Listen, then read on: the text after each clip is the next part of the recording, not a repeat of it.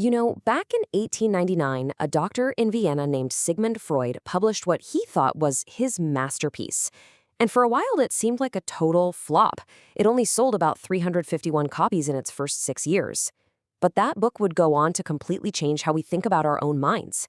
It put forward this wild revolutionary idea that our dreams, no matter how weird they get, aren't just random static. They're a secret language.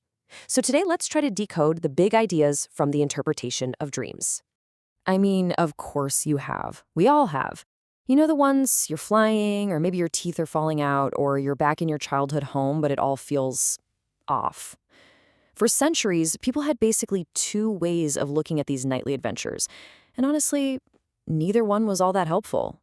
For most of human history, the thinking was that dreams were supernatural. They were messages from the gods, prophecies, divine warnings.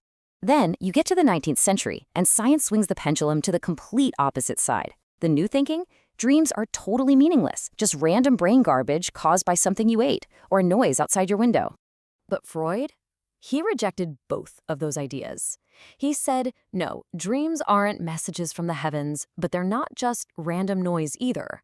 He believed they were messages from a place much, much closer to home, but also way more mysterious, the hidden parts of our own minds.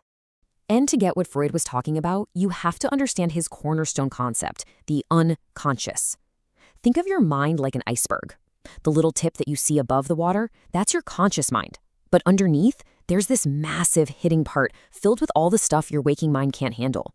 Deep fears, secret desires, childhood memories, you name it. And that brings us to the absolute core of his whole theory. This is the big one. Freud claimed that every single dream, no matter how bizarre, no matter how scary, is at its heart a form of wish fulfillment. It's your unconscious mind getting something it wants, but, and this is the key, it has to do it in disguise. So why? Why the disguise? Well, the answer, according to Freud, is something he called the censor. It's like a security guard for your conscious mind. All day long, it keeps those forbidden wishes from the unconscious locked up. But when you fall asleep, the censor gets a little sleepy too. It lets some of those wishes sneak out, but on one condition.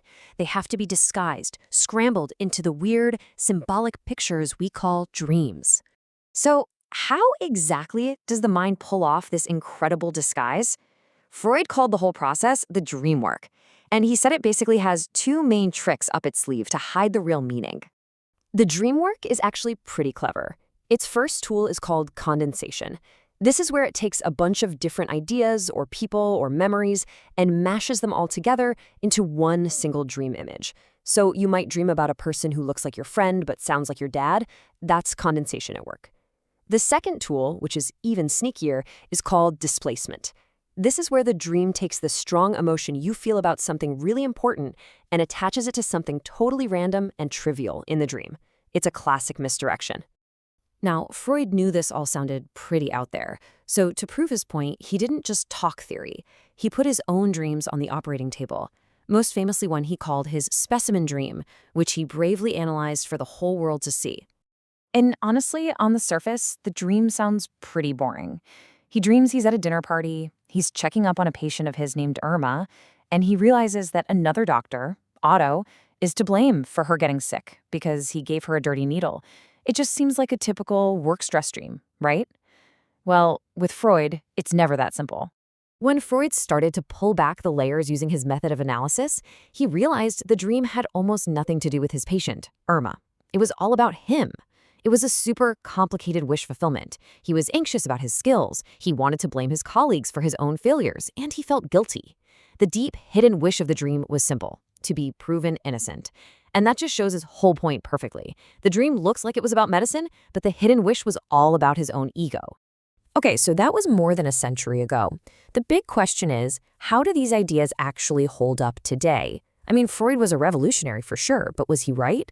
Let's give his dream theory a modern-day report card. What's fascinating is that modern neuroscience has actually proven some of Freud's biggest ideas right. We now know that there really is a powerful unconscious mind, that our childhoods absolutely shape who we are, and that dreaming is crucial for processing our emotions. Now, where he gets a lower grade is on the details. Modern science doesn't really buy that every single dream is a wish, or that a dream symbol like a tunnel always means the exact same thing. But here's the thing. Freud's real genius wasn't in getting all the answers right. It was in asking the right questions. He created this new space where dreams weren't just messages from God or brain garbage. He made them personal, meaningful, and something worth looking into. And that shift in thinking, that was revolutionary. And really, this quote says it all. This was what Freud truly believed. He saw our dreams as the best, most direct path, even if it was a heavily guarded one, to understanding the hidden forces that really make us tick. For him, decoding your dreams wasn't just a party trick. It was the key to decoding yourself.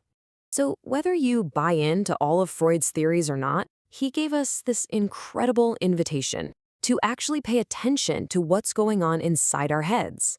He taught us to see our dreams not as nonsense, but as a deeply personal, symbolic story we tell ourselves every night.